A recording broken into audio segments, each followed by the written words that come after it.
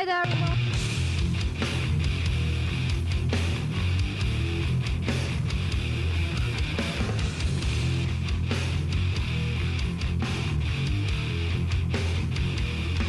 First up tonight, we're going to meet Sweden's At the Gates, who are making their UK debut right here at the Headbangers Ball Peaceville Records Showcase gig.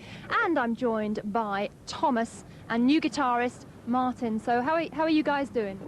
Pretty great right now. There's some problem in the English customs Sunday.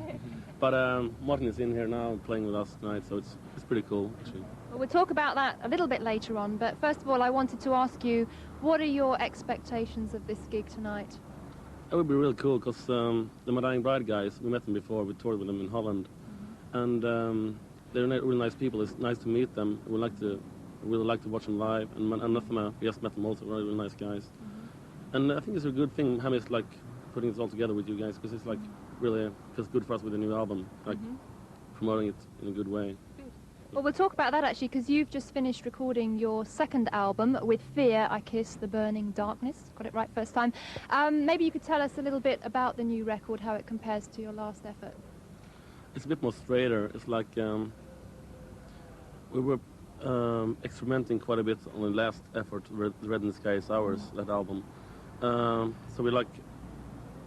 we come closer to what we want to do right now, and like finding ourselves as it's easier to write for us as a group effort. Right. And was Martin involved with that? Not with that album, more right now, like for the next album. But our guitarist quit it right during the sessions for the album. But he recorded his parts and stuff, so it was cool. Okay. But I joined after the album. Okay, I noticed that you're recording with Thomas Skogsberg, who's done a lot of work with other kind of Swedish death metal acts. You're recording at home in Sweden. Is it important to keep a kind of Swedish feel about what you're doing? I really liked Thomas a lot, because I worked with him twice before at the first EP and stuff. So, I mean, he's a really great guy. We feel like very comfortable in the studio. This thing about this sunlight sound that exists, you know, everybody started talking about like entombed sound and stuff like that. It's just like bullshit, because I mean, you can get away with something you want there, because it's a good studio, and if you have your own equipment, you can do whatever you want. And so it's very easy, because we felt comfortable, because we have to live there for 3 weeks. So we lived in the studio for 3 weeks. It's very great. He's a great guy, and the atmosphere was very positive for us. To record a good album, it's just not the studio has to be good. You have to feel comfortable with the people working and everything. So it's like creative atmosphere, and he was really into our stuff. And Fred Espy, the drummer of Dismember, was engineering a lot of parts, especially my vocals, which I'm really much more satisfied with, because he took out the best parts in me and stuff like that. I mean, Martin, what's your overview of the album, if you can kind of be very objective about it? Well, as from an outside view, I think it's a great album, and ever since I heard At the Gates from the first time, I've just enjoyed it a lot. Are there any other bands that you can identify with? Because it's really spread out. There's so many kind of subgenres, isn't there? I don't really know, because it's hard to say what we were influenced with. You can't just mention one band. No, there's really like a melt pot of many bands. And many much music styles except for death metal too. Yeah. I mean, definitely we're of course a death metal band. We don't want to say we're not, but we're influenced by a lot of other music, and I don't know really. I don't think we can mention a couple of bands, but I mean, these bands tonight, they're really like good friends of ours, and I really respect what they do. Good. And I mean, the music they do maybe not influences, but like an attitude, like the general attitude of lots of bands like Anathema, Dying Bride and stuff like that, really inspires a lot. So the best thing to do is to check out At the Gates' new album. It's called With Fear I Kiss the Burning Darkness. It's out in early August. Thanks very much to these guys. Good luck tonight with the concert. And let's see some At the Gates live right here at the Headbangers Ball Peaceville Records Showcase.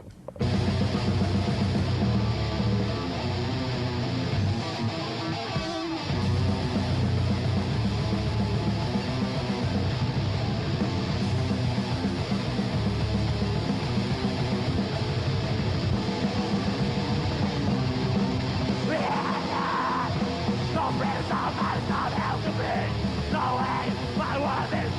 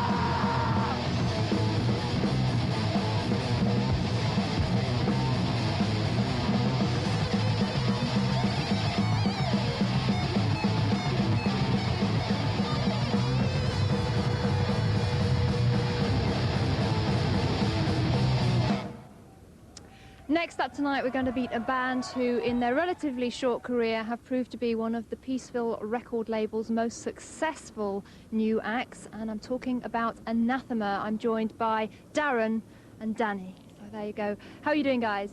Good, that good. Good. Now, how much has the Peaceville Records label contributed to your development as a band thus far, do you feel?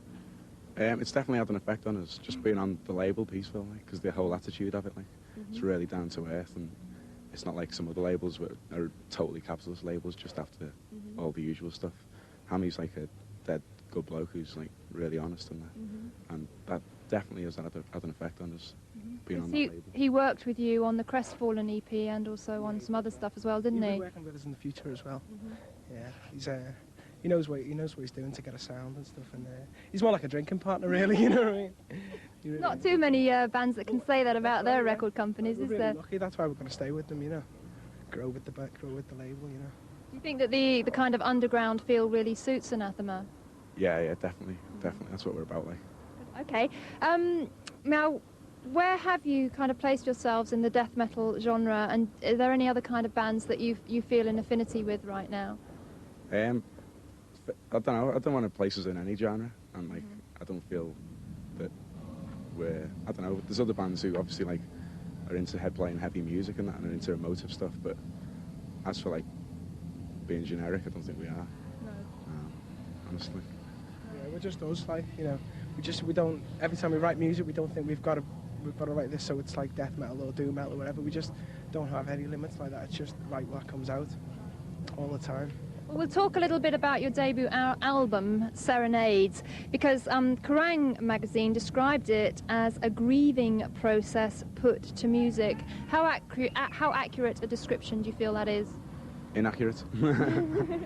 Yeah, but quite inaccurate. Yeah, there may be parts that are, you know, dealing with the subject of grief, but that's just one topic. You know, we can deal with other things. You can deal with love or no love, anything you want. You know, and Darren writes the lyrics anyway. You'd have to speak to him a bit more about it. But I mean, but why is it so morose? Why is the style of music you play very, very dark and gloomy? If you're singing about love, then maybe that could be a kind of more brighter sort of music to go with it. Well, we sing like basically just like about really like deep emotion and that, and strong emotion. We want like, and along with the music, it's all about emotion and expressing emotion in many different ways. There's so many different emotions. Because like we take our influences from what happens around us, what we see, what we read, what we hear, like the world in general. There's so much like shit in the world, like to pardon the phrase and that, but you know what I mean. There is a lot of sadness like in the world, and that just comes out probably more in the music. But those subjects you're talking about are kind of very personal. Why do you feel that you want to express them through music? Because you're laying yourselves open for other people to kind of feel your very personal feelings. Yeah, I suppose so, but it's a good thing, I suppose. I just get out what I feel strongly about, really strongly about, and a lot of things come out, a lot of strange things within like dark recesses of the mind, like that I surprise myself sometimes. Like, and when we've been on tour recently, like a lot of people have been coming up and saying, like, "Oh, this such and such a song has had a strong effect on me." It's because it's something that might have happened, like which is similar to their lives. Like they can relate to that, and it's sort of like one lad's in Holland said it was like it was therapy to him, just like lyrics and that. So I was really like flattered on that. Like That must be very rewarding indeed. definitely, yeah. That's definitely the best thing. Well, not the best thing. Live's the best thing, but that's a good thing. Okay, was it for Serenades? Was it very important to make a statement of intent about Anathema? Yeah, they were prepared to take any risks, really, and like we will do so on the next album, and people will hear that. We don't limit ourselves. We just write what comes out, as I said. There's no main statement with it though. It's just that we want to. Our statements is that probably, but like as for the album, like that's just a name that sums up the music in it, and for the next album it'll be the same. We'll think up a name that really suits that, and we'll just carry on doing that. Like.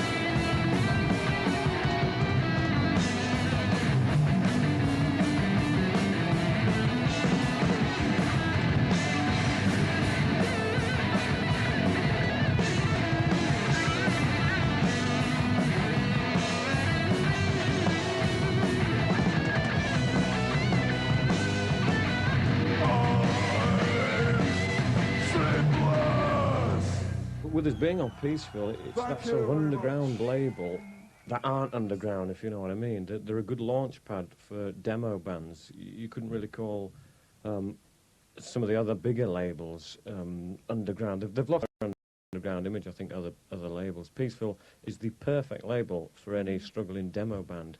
And I think they've helped bands like us and Anathema and At the Gates by giving us the opportunity to release an album that we otherwise wouldn't have had a chance to do. And to us, I think it is the perfect label for a band in our position. Good. I mean, do you feel like a musical affinity with the other two bands? I don't think there's any similarity between any bands here tonight. The only thing that draws us together is that we're on the same label. I mean, we're all very different bands, At the Gates and Anathema and ourselves. It's just we happen to send us demos to Peaceville and they signed us up. That's the only thing we've got in common, I think.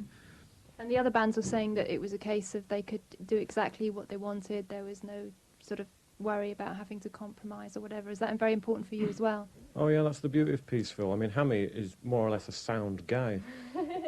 Everybody likes him. Everyone that we know likes him. And he will more or less do anything you want. He won't force you to do anything you don't want. And the beauty of Peaceville, again, is we're from Bradford, which is very, very close to Dewsbury, where Peaceville are based.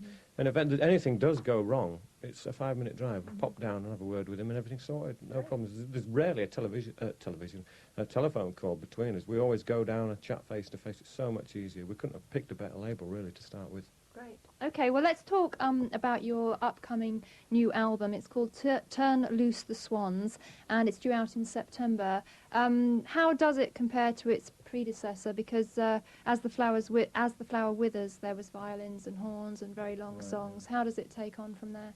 Well, it's a natural step, really. You would expect more of the violins and the horns, and that's exactly what we're delivering. On the first album, we were a 5-piece. Martin, the violinist, was just a guest musician. Now he's officially the 6th member, and therefore there's more influence. There's so much more violin and keyboards and real obscure things that Martin's brought in with him. That's made the new album just so much better than the first one. Plus, the production on this next album is infinitely better than the first one. We've sort of had a bit of a change around with engineer, and we've had a real good go at producing it ourselves. And well, the outcome is just what we think is infinitely the best thing we've ever recorded, we think. We're influenced by a lot of classical music, which is very, very moody, and it seems that the slower stuff, to me, always seems a lot better than the quicker stuff, and so that we've slowed right down now, and the emphasis is on the doom, because it seems there's more feeling. I think, believe it or not, to us it seems easier to be sad than it does happy, even though, you know, like I said, we can go out and have a good laugh. It just works so well for us. The guitars and the violins are such a morbid sounding instrument anyway. It's just something we like very, very much. It's the sadness is, it's just the image, really. We're not sad people. We just love the sadness and the mystery of obscure music. Okay, well, very, very quickly, we talked earlier about very long songs using horns, violins. How do you translate that to the live environment? Because you don't play live very often, do you? We do the horns and the violins live, but the horns are obviously on a sampled keyboard now, which takes a lot of time to prepare. Martin has to rehearse a lot, get used to the keyboard and everything. But we try our best to make what you hear on the LP is what you hear live, but just a lot louder and heavier. Because we like to play heavy, but obviously slow and melodic as well. But we do our best to get what you hear on the LP live. That's why we've got the keyboard and the violin player in. Okay. A lot of bands can't do that. A lot of bands, anybody can throw keyboards on their album, but putting it out live is a different story. We're fortunate enough to be able to do that with keyboards and violin. Good, as we shall see in a moment. So thanks very much to My Dying Bride. New album, Turn Loose the Swans, out a little bit later this year. And here's a taster of things to come.